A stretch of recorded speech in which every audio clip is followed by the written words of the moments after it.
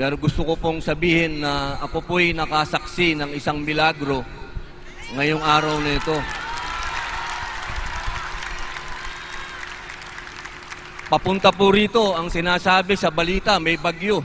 Pero dito sa lugar natin, walang bagyo.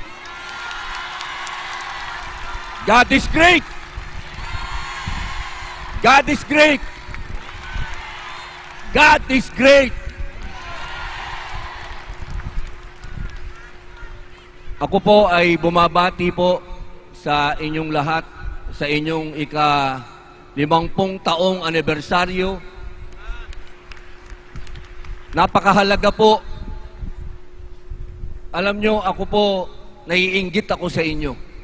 Ang inggit ko po, 1,000%. Sapagkat